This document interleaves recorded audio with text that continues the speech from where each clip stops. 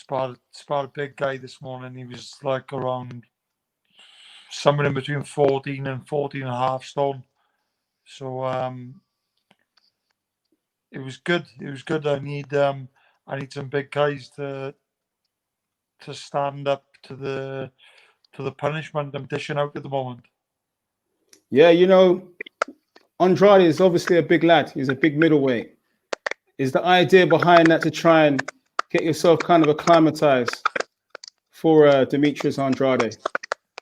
Not really, to be honest with you, because I can't really be thinking about that fight too much because obviously I've got an opponent to get past in the 10th of October, so just over 2 weeks time, and my full focus is on him at the moment. So one at a time, we need to get past him first, put on a good performance, and then we look on to the next one. But until then, I've only got one man in my sights. All right, Andrew Robertson, right? Correct. All right, 100. All right, let's get some of the fans to ask some questions. Come in, speak to the champ. It's your opportunity. Smash that like button. Pep Talk UK. The champ's in the building. Liam Williams. Get those questions out there. So, what's the mood like in the whole Ingle gym at the moment?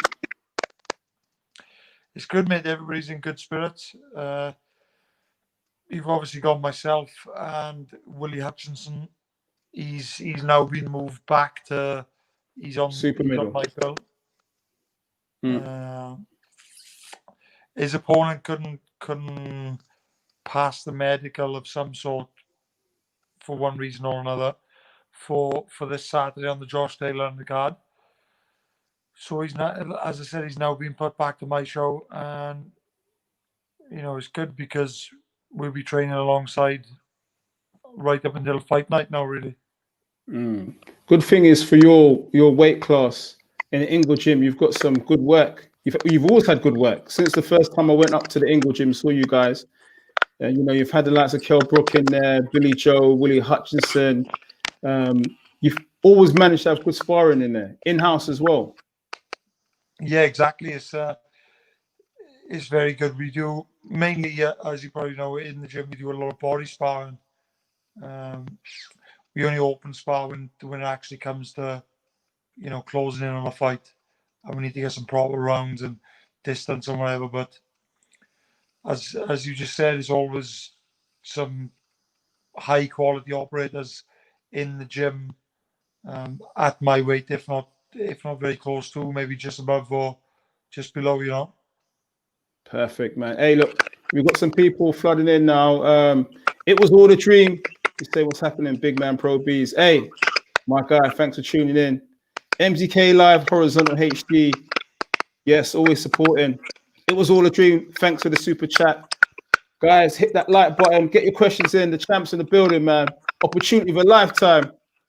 So look, Dominic Ingle, I've seen him work the lines with you in the Ingle gym. I've seen him trying to, get his fighters to be flexible in the gym in terms of working the lines, also in terms of the lateral movement, in terms of the pad work being a little bit more unorthodox. But you've acclimatized pretty well. Yeah, I'm really enjoying it. I did from the moment I stepped foot in the gym. It's got that really good feel about it, and just knowing that, the amount of champions that they produced, and it's just a really good feeling as soon as you walk in the gym. You got the lines, the circles, and as you said, the pad work is very different to a lot of trainers as well. Constant, like non-stop work. Yeah. I remember the first time I came up there, I saw it. Let's get into the questions quickly. Matthew Swindells, bless up to both of you. Liam, I think you've come along great recently. Who would you class as your hardest spar? Although it's different from a fight. Who's been your hardest spar? Do you know what's a difficult one to answer, really? Because I've sparred some really high quality fighters, Um, Even going back to people like George Groves, who's not even fighting anymore, but he was top quality punch dad. I sparred Nathan Cleverly, obviously retired now. Trying to think of some of the top fighters. There's so many, you know. I'm just trying to think of like former world champions or whatever. Yeah, I don't know. It's a difficult one to answer because of, you know, everybody brings something different, and Exactly. Yeah. you can't. One might punch harder, one might be more tricky. Can't pin them down. You know, there's just so many things to look at, isn't there? Definitely. And I think obviously, you know, there's some fighters they bring in sparring partners for speed, some for complete work, like full on heavy sparring, you know, some to mimic the style of an opponent that they're going to fight, you know, coming up soon. So I get you, man. Each brings their own skills to the table.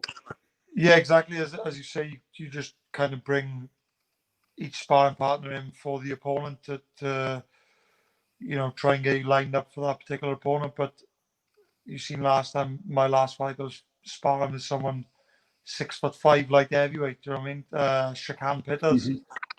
Yeah, Shaq and Pitters. That's some serious work. Yeah, just like I'm just 5'10" and a half myself, so he was towering over me, but got some good work. And yeah, each sparring partner for a different fight, you know. Definitely. All right. Couple more questions. Chris MC. I don't know if you do a bit of rapping, but Chris MC sounds like you got some lyrical skills. Who would you rather fight next? Hami Mguia or Andrade? Probably Munguia, to be honest with you, because although I'm mandatory to fight Andrade, I just think Munguia be a serious fight. Do you know what I mean? It's like it's going to be two fighters who are young, hungry, and just really want it, you know. And I think we'd go toe to toe and have a proper old fashioned dust up. Yeah, 100%. I'm sure I saw somewhere that he's moved up to super middle, but I don't know. Andrade. Mguia. No. I'm sure either he was contemplated or he's done it. Sorry? He's at middleweight now. Isn't he? Hasn't he gone up to super middle? I'm pretty sure. No. He's He was a light middle. He's now moved up to middle. Okay. Oh yeah. Super welter. Sorry. Yeah. Super well. He's gone up to middle. Yeah, my bad.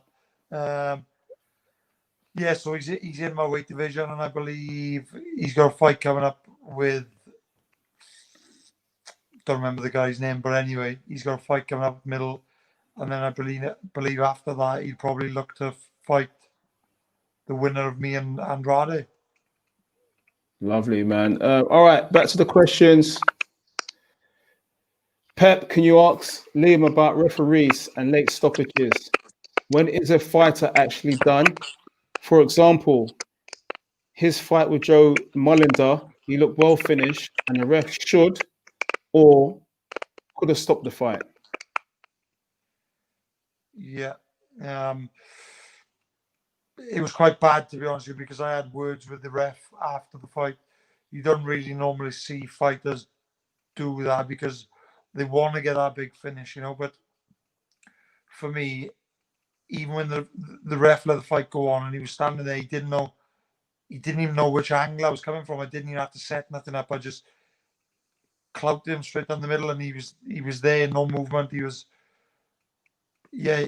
out of it before I even approached him. So I had a couple of words with the ref after that fight. I said, "Look, you took the piss there. You should have stopped that before because you could have got seriously hurt. I weren't going to let him off the hook. Do you know what I mean? If you stand in front of me and you're wobbling all over the place, I'm going to knock you out. It's as simple as that. But that's the referee's job to save him from that." 100%. All right, guys, remember, hit that like button, smash the like button. Thanks for joining. We've got the champ in the building, Liam Williams. All right, Marcus May, hope you do well, mate. Evening, guys. Loved it when you done a job on that Lippy Dossa Heffron. Yeah, there's good performance. I think a lot of people wrote me off. Probably even 80% of the people wrote me off. They all thought he was going to come in and chin me because he was unbeaten in 21 fights. I believe I'm pretty sure he had 17 KOs at the time, so he'd only gone the distance 4 times in 21 fights, and people thought he was going to come and knock me out. So the most satisfying thing about that was the fact that I just proved so many people wrong, and proved just how good I really am. You can't write someone off just from one loss in their career. Some people have ups and downs, but when I lost that fight to Smith, it was just one of my down. It just weren't a good time for me, and I weren't enjoying what I was doing. So you can't write people off by a loss. Depends how you come 100%. back. 100%. It's how you bounce back from adversity. All right. It was all a dream. Welcome, mate. Question for Liam. At world level, the middleweight division is stacked. What are your ambitions and goals going forward? Obviously, just the main goal is just to become world champion very soon, I hope, and then just secure big fights, some big nights, big money, just everything big. Just want to reach the top and be involved in the biggest fights that can possibly be made. That's it, man. And maybe put, man, 90K on the wrist, drip, drip, drip. But Exactly. all right. So okay, Matthew Swindell's Pro Beez got the Andy Reid hat. Hey, you noticed? All right, pick yourself up, Matthew. All right. Okay, Matthew Swindles again. Remember, smash that like button. Can you ask Liam what he feels the biggest problem in boxing is right now, other than Corona? Yeah, Corona's definitely number one at the moment, to be fair. Pound for pound. The biggest problem in boxing, so there's a few, to be honest with you. Number one, I would say the top fighters, not in every case, but a lot of them seem to be avoiding the other top fighters and making the biggest fights happen, when for me, I don't really understand it, because I want to be involved in the biggest fight. If somebody thinks they're the best or they hold the belt, and so do I, then the settler, they earn a shitload of money while doing it. I just don't really understand why they're not chasing after each other, And then at the moment, there's a lot of obviously big promoters. Not a lot, but there's a couple of big promoters and different TV channels and whatever. So, and that's another thing where they not really seeming to want to cross over and fight from other networks and different TVs, So something needs to be done there. I think the promoters and the channels need to start working with each other a little bit more. And yeah, everybody knows there's a lot of problems in boxing, but I would say they're the main ones. All right. Excellent answer. Wayne Hennessy says, will you fight Andrade? Mandatory, obviously, but he's asking the question. Yeah. Yeah, of course. Ideally, I would be fighting him in 2 weeks, not Andrew Robinson. But it is what it is.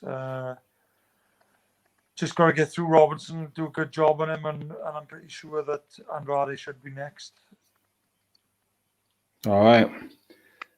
Welcome, Jonathan Williams. He's in Kafili, mate. Proud of you. World champion. So you got Nate from Wales. He's real proud of you, man. One of your fans, man, from Wales. Yeah, Kafili's close. Just like 20 minutes maybe, 20 minutes away. So yes, my man. All right. Hit the like button, guys. Hit the like button. Subscribe if you ain't subscribed. All right. All right. Non-boxing question. What is your favorite football team? Don't say Cardiff, mate. To be honest, if I had to choose one, it probably would be Cardiff, because I'll be honest with you, I'm not a massive football fan. I'm just interested in boxing. I like watching a little bit of UFC here and there. But yeah, just fighting sports, which are kind of my thing, mainly boxing, obviously. All right, you heard it from the man himself. It's boxing only. All right. How many fights did you sign with Frank? That's a question from Sensorio. How many fight contract last time? How many fights did you sign up with Frank? How many fights? I recently signed a new contract, which is, I believe, 3 fights. So however long that 3 fights takes me, that's the contract I signed. With COVID, it could be like 4 or 5 years, but yeah, it's another conversation. It could be a slow dragging one, but hopefully not. Who knows? All right, RTB, big up Pro Beez and Liam. Thank you, Cuzzy. Hit that like button. All right, RTP. If you could fight in another weight division, what would it be and why? Heavyweight, because a couple of reasons really. Number one, I wouldn't have to starve myself. Not starve myself, but make weight. Yeah. I won't have to cut very much weight. That's number one. Just make sure that's up there, number one spot. Number two, money. There's a lot more money flying around in the heavyweight division. So there you go. Yeah, just the two mainly. All right, we'll move on to some more questions. Hit that like button. Subscribe to Pep Talk. We in here. All right. Okay, Andrade posted a video today calling out Saunders.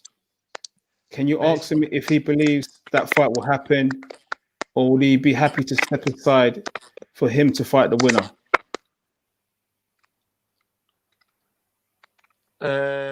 First of all, I think Andrade is a fucking shitbag. Why is he calling out other people when I'm his mandatory challenger?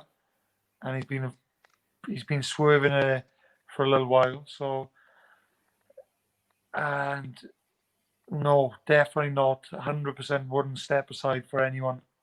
I want my shot next, and yeah, that's it. Really, there's no, unless you're gonna offer me a really hefty amount of money to step aside and wait for the winner, then absolutely not. 100%. All right. All right. Hit the like button. Subscribe. Marcus May once again. Fury or AJ? Fury. Every day of the week, twice on a Sunday. Why do you think that is? Why are you saying Fury? He's just the best, isn't he? He's big. He's awkward. He moves like he's a middleweight. And his awkwardness is what makes him so good. He's just so unconventional. He doesn't really do things that very technically good boxers do. So it just makes him, you just can't figure him out. He's just got one of them styles where he just bamboozles everyone, and they don't know where they're coming or going. And he's obviously a big guy, so he can punch fairly hard as well, as they all can at heavyweight. So yeah, he's definitely number one. Hey, Tyson Fury is a hell of a fighter, I must say. Skills upon skills. All right. Marcus May again. Sorry, we'll go to Matthew Swindles first. What age do you feel you'll fight till? Repeat that again, please, if you don't mind. What age will you fight till? How long are you going to fight till? Yeah.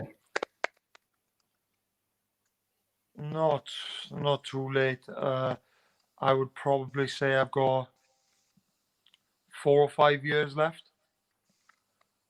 I've always said like age 32, maybe. I don't know why that number, but it's always kind of been my figure.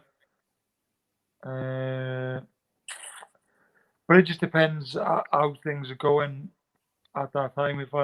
If I feel like I should be done before that, then I'll be gone before. But if I feel like I can go on longer, healthy, injury free, and you know, still in big fights, then maybe I'll go on a bit longer. But just take it as it comes. Could all end tomorrow, couldn't it? You never know. All right. Marcus May, which fighters are you closest to? Who's your best friends in boxing? Fighters, active fighters. It's just got to be the lads in the gym, and they're like you got Barry, Kid Galahad, Willie Hutchinson's a very close friend of mine. He was living with me for a good while, and now I've got Robbie Davis Jr. living with me, so me and him are fairly close as well, you know. And well, I've got a good relationship with everyone at the gym, to be honest with you. Even my previous gym, like I've got a lot of friends. I've got just as many friends inside boxing as what I have outside of boxing. So I've met a lot of good people through the sport. All right, guys, remember, smash that like button, tell your friends, share it, subscribe. You know what to do. All right. What's your view on Saunders leaving the Ingle gym? Zen Shurio. It is what it is, isn't it? Like each to their own. If you weren't happy, if you weren't enjoying it, I don't really know his reasons for leaving, but I'm pretty sure he did have his valuable reason from his point of view. You know, each to their own. If you weren't happy there and he needed a fresh start, then good on him. Fair play. Okay, can you ask Liam about the recent rumors about Mayweather versus Logan Paul? Does he think it's a piss take, or does he think Floyd is in a position to do what he wants? First of all, Floyd is in a position to do what he wants here because he's the face, not so much the face of boxing now. I'd say like Canelo probably, isn't it? But he's just got that name, and the Mayweather name is big, so he can pretty much do what he wants. But yeah, to be honest with you, I think him and Logan Paul facing each other is like it's a total piss take, if I'm being honest with you. All right. Chris MC, if the opportunity came up, this is a very good question. Would you fight Liam Smith again? Very good question. 100%. I'd love to get that fight again. Yeah, it's definitely on my radar, and I believe we probably will, and we should meet again before our time is up, for sure. All right. Guys, hit that like button. Subscribe if you ain't subscribed. Pep Talk UK. Liam Williams in the building. All right. Any news on Kid Galahad's world title shot? Zenshoro. I've not really heard anything. I've heard them obviously talking and kind of figuring out what's next, but I don't think anything is close to being finalised yet. It doesn't seem to be in any major rush. So yeah, but Barry's in the gym day in, day out, training twice a day, day in, day out. The boy, the boy's a machine. He just does not stop. So he's serious. Yeah. when his time does come, he's gonna be fully ready, and I definitely think him becoming world champion is just inevitable. It's going to happen. Just a little cheeky one from me, just to slip in there. The fight he had against Josh Warrington. What do you reckon? I thought it was a close fight. Warrington worked harder. Barry produced the cleaner, more scoring work. So I personally thought Barry won, but I can see why a lot of people thought Warrington won as well, if you know what I mean. So it's just one of them fights where it was a pick-em fight, as they say. It just depends what you were looking for. And obviously on that particular night, the judges scored it to Warrington, and you can't argue with that. Like, you don't even hear Barry complaining about the scoring himself. It was what it was. If the fight happens again, I believe it'll be a totally different fight, and Barry wins, no doubt. Okay, Marcus May again. Usyk or Chisora? Just announced today, at the end of October. Yeah, I think Usyk is just too skillful and well-rounded. He can box, he can move, can stand out a little punch up every now and again. And let's not forget, Chisora's been in some very hard fights, you know. He's been around for a long time as well. He's got a lot of miles on the clock. Nevertheless, he's very, very tough. Can punch. He's a big old unit. I think it'll be a good fight, but I do just think that Usyk outboxes him and outscores him to a points victory. Wow, that's a prediction from Liam Williams. All right, Jonathan Williams. Have you got a brother called Jonathan? No brothers. All right, Jonathan Williams. Obviously, not related. He's asking, did you manage to get the water boy to spar? Pure hype, trying to make a name for himself, I guess. Piss a lot of people off.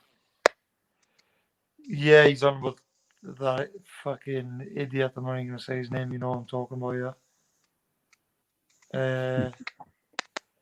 He's just a prick, and I probably will punch his face in when I see him, you know. Gloves, no gloves. He just got a big mouth, and I will slap him whoever he's with. So I tried contacting his manager to go and spar, and he said, "Look, Liam, just give up on it because he ain't gonna spar you. It's not gonna happen.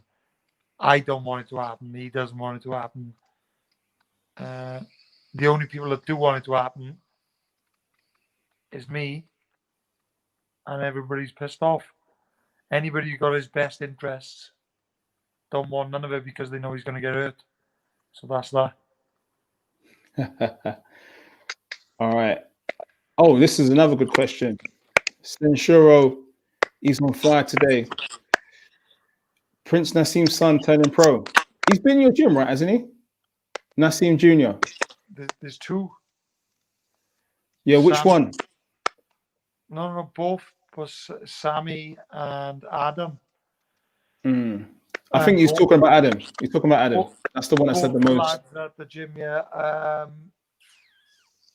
Yeah, it is what it is. You know, they're both good lads, and they're good to have around the gym. They come in, they get their head down and work hard. So good on them. Good luck to them. They've got a big name before they even start, haven't they? Have they got that flashy Nas style as well? To a certain degree, yeah. All right. Obviously, Naz, he was in a league of his own, wasn't he? Like, there's not many people that you could compare to Naz, so I would never go as far as to say they're on that level, but they're both decent enough, and they could do something as long as they stick to it, you know. 100%. All right. MTK Live Horizontal HD. He's a loyal subscriber to Pep Talk. He's asking non-boxing question. What does he think about the current coalition regarding illegal protocols in Uganda? What does that mean? All right. So what does he think about the current coalition regarding illegal protocols in Uganda? I mean, I must admit, I'm not up to date with that news, but I think that's someone having me on, you know, just trying to trying to bamboozle you, yeah? All right. Yeah, my mind fucked up after that. Now I need to go sleep. Yeah, he's got to get to bed soon, man. You know, Liam trains like an animal, so let's get them questions in. We got another 5 minutes. Hit that like button, subscribe if you ain't subscribed. All right. Matthew Swindells once again. Do you have any plans after boxing, like coaching, or are you just focused on fighting right now? Yeah, as it goes right now, my only focus is just fighting and becoming world champion, securing my future, my family's future. So that's what's most important for me at the moment. I'll probably end up opening a gym. As it goes right now, probably wouldn't. I'm not really interested in training fighters, professional fighters, so to speak, because I've dedicated all my life to boxing, and since I was 9 years old. So that's like 19 years of my life, which boxing has actually taken from me, really. Although it's a lot of pros to come with it, like it has taken me away from a lot of things as well, and I missed out on a lot, you know. So I wouldn't want to sign myself up to being fully dedicated to training someone else. At least no, that's not how I look at it right now anyway. So we'll see. I just wouldn't mind training some keep fitters, just training a bit of boxing, PTs, or just that kind of thing. Just doing what I enjoy, you know, and getting me out of bed in the morning. All right, guys, a couple more questions before we sign off. MTK, man, you got us with that joke. That question was actually a joke. I guess so. I thought like someone here just trying to fucking fry me. All right, I'm gonna ask you this question. The whole Eubank Jr. thing. Sorry, Eubank Jr.'s gone a bit quiet. Obviously, we're under restrictive times, but has there been any discussions with the Eubanks about maybe having that dance in the future, maybe next year? I honestly don't know. I'm told that Frank Warren made. I don't really know who the Eubanks made them an offer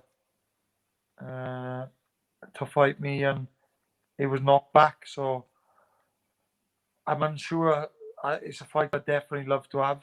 I'm sure if the right deal was on the table, then I don't see why he wouldn't want it as well. So it's just one of them where he thinks he's a lot better than what he is, to be fair. He's got a name, but it's not from himself creating that name. It's from his dad, and this. So, you know, as I said, he thinks he's bigger than what he is. But when I win a world title soon, I'm pretty sure that he's gonna then change his mind and and come chasing me. And then maybe I'll tell him to fuck off. Wow. Full smoke. Liam Williams. All right. All right. This question will lead to another question.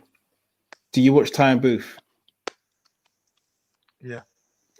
A lot of people don't know that you had a draw. 2013. You fought. Yeah, you actually fought. Yeah. I had a technical draw with Tyan. So I believe it was in Liverpool. I'm sure it was in the Echo Arena in Liverpool. I'm not sure if it was maybe like my fifth, sixth fight or something. And anyway, we obviously had a technical draw because there was a clash of heads, and Tyan had a pretty bad cut over one of his eyes, and I think he had like close to 20 stitches or something. But I was on top in the fight, obviously. Hey, I know he comes down to the Ingle gym. Yeah, he's a top, now and again. top guy, he's mad. But he actually told me, he said, that cut, although it was a bad cut, he said that was the best thing which ever happened to me. Because it made me happy. He said, it was a fantastic excuse for me to get out there because I was shitting myself.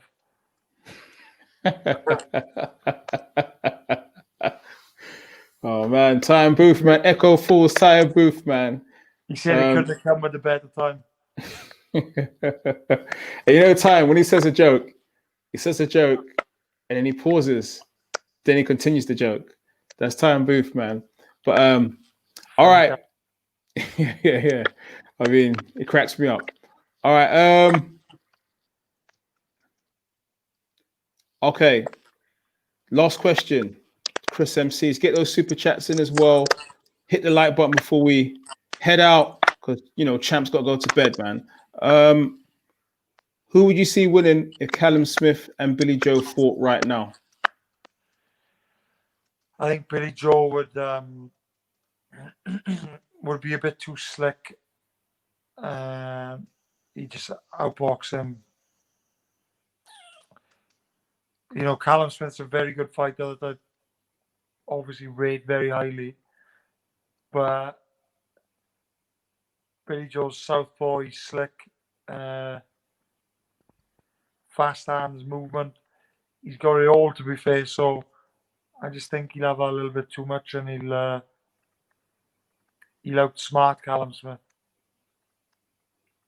All right, we've got to thank Liam Williams, the British champion, and the WBO mandatory challenger to fight Demetrius Andrade. It's bedtime for him. It's almost bedtime for me, but I'm going to watch the Arsenal match first. All right, guys, we're going to do this again. Hit the like button. Give me a flame for Liam Williams, and we're about to shoot out. Liam, it's been brilliant, man. Thanks for coming on, man. Anytime, mate. Thank you. It's been a pleasure. Thanks, Liam. Thank you. Cheers, guys. Thank you. Take care. I'll speak to you soon. Speak to you soon, man. Cheers. Ta-ra, Cheers, mate. man. Ta-ra. Cheers. Bye.